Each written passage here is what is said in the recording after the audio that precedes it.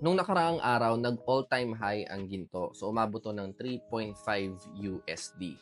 Siyempre, hindi ko pinalampas yung opportunity na yon na i-trade to. At napakalaking tulong nung trading signal na pinoprovide ni Exness. So, ito yung sinasabi ko sa inyo, makikita nyo na agad yan sa chart.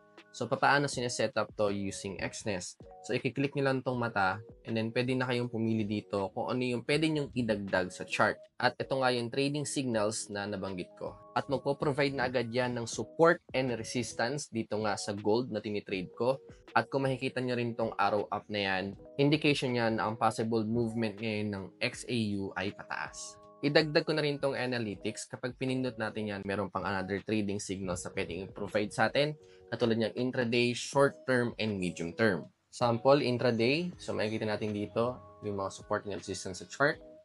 At ayan, so basahin nyo lang mga paps. Sa background nito, si BTC naman ang ginamitan ko ng trading signals at this one naman pababa yung kanyang possible movement. At ito nga yung arrow down. Kung hindi pa kayo ganun kakampanding gumamit ng real account, of course, pwede nyo gamitin dito yung demo. Pero dapat maging realistic yung amount na gagamitin nyo dito.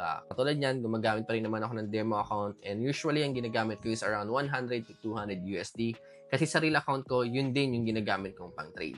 So mga paps, kung gusto nyo ring subukan yung trading signal ni Exness, scan nyo lang tong QR code.